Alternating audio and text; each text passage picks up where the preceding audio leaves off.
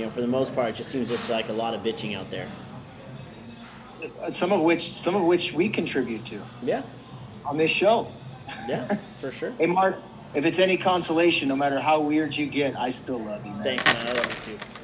Thanks, man. Thank you.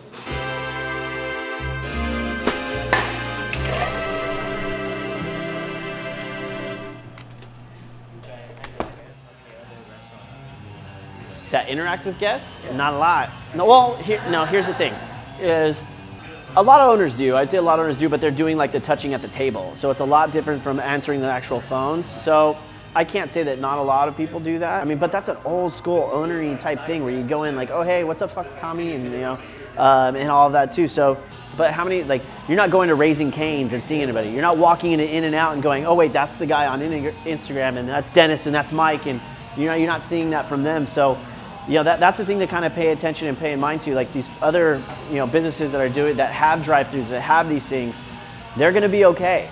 They're always okay. It's the ones that are like this that have the issues and the problems. So I know when I go to Chick-fil-A for a family, for my family to fucking eat there, it's like $57. You know, you can come over here, have a couple burgers, still the same thing, even with the kids lower pricing too, and it's right around the same price. So it's just those things, but we're out of sight and out of mind for those, so it's a little bit different. But as far as for walking in and seeing the owners, you know, that doesn't happen. That doesn't happen in a lot of places. So that's one of the things about being able to come here or going to a mom and pops or going to other small spots to be able to go and see and go like, oh, those are the guys that are putting in the work. So maybe that's what we should do next week is start going to the ones that are in the city and then start promoting them also too as well, to kind of broadcast them a little bit too as well. So we should probably do that. But you know, we're trying to do as much as we can. You know, that's about it. So, ready? So we're starting. What's up, motherfuckers? So, so this is going to be a new thing that we're going to do. We're going to talk about the cocktails that we're going to make. We're going to make one with Mike. So Mike's been here for a while now. How long have you been here? Like 2+ years. 2 years here with Justin. So Justin came down to say hi. He's wearing his mask like a good boy, like they said. Dennis, how long have you been here? 4. For 4 years now? Yeah. So we're going to kind of put this together. This is going to be our Old Fashioned. The way that we make the Old Fashioned is a lot different from a lot of the people out there. We do a bourbon and a rye blend. That way it kind of like you get that spicy forwardness and then you also get that sweet, succulent bourbon kind of taste. We also have a Saline drop that we put into it that will hopefully have that for sale pretty soon too, so you can kind of mimic what we do, but you won't. But yeah, so, and we use, a lot of people use sugar cubes. That's the old-fashioned way of making it and dousing it with Angostura. We fortunately live in like the future, so now we can have like we have refrigeration, we can do simple syrups, we can do these things. Our simple syrups are dialed in a lot more than other people just because we care about the water source that we put into it. So we're not mixing it with tap water. So that's one thing to keep in mind. I'm not going to divulge all of our secrets, but just let you know that we do give a fuck about what you put into your body. So let's go ahead and start with this, just with our Old Fashioned. You got a glass? You got everything? Got everything. Okay, cool. So he's going to take our mixing glass that we have, the really pretty ones. He's going to start with the Saline in it. So 2-3 drops of Saline. Angostura Bitters. Now this is where everybody fucks it up. You can do a lot of, you can control the sweetness here with that. So there's going to be 1 ounce of rye. And then 1 ounce of, we have Buffalo Trace here. And we're going to fill with our ice. Because what you want is you want a dilution, and usually that dilution rate is going to be about 25% or so. They say revolutions, they say all that, but I mean it doesn't matter. You're gonna make it for you at home. But here we kind of look for a certain specific wash line that we're gonna have, and he's gonna pour it off in there. And do we have a nice glass? Yeah. Ice? Yeah. You got it? Oh, okay, cool. Perfect. And then the ice that we have here is super filtered water that we have here. So it's made with a Klein belt and they cut it all. So that's where you're gonna get the nice, like super clean. Our ice here right now that we're gonna pour it on, you might even see it crack and you can hear it. Kind of cracked. I hear it. Yeah, so it kind of cracked. So that's from it being so tight, so packed together, so frozen. that right when you pour that on there, it starts to heat up and you get these like fissures going through it. We put our textbook stamp on it, our LK, and he's gonna garnish it. And this is where we do it a little different too.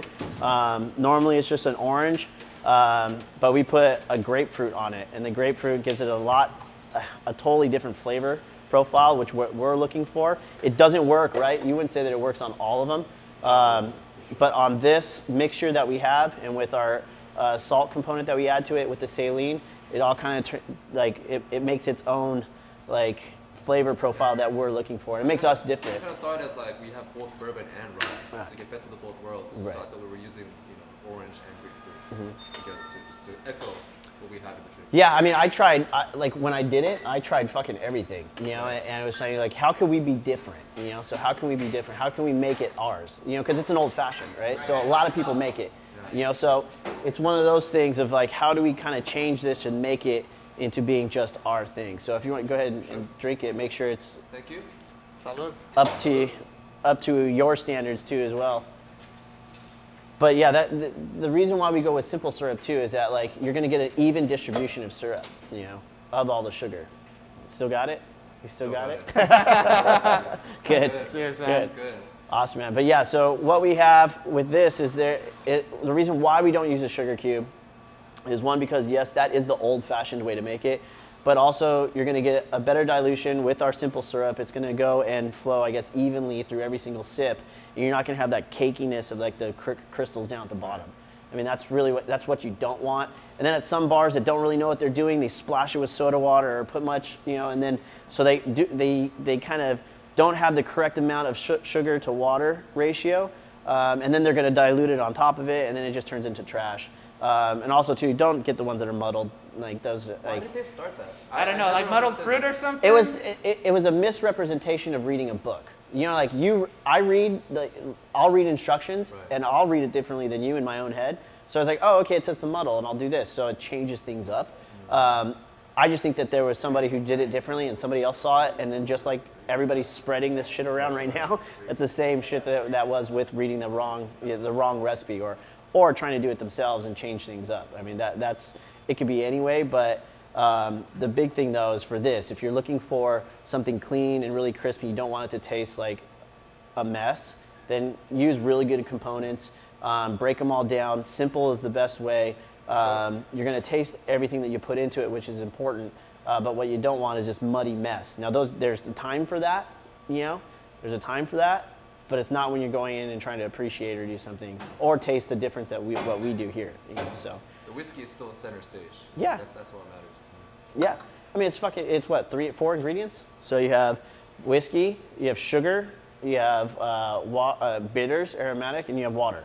So that's the 4 that you have. So there's not much in that at all, but you can definitely fuck it up a lot.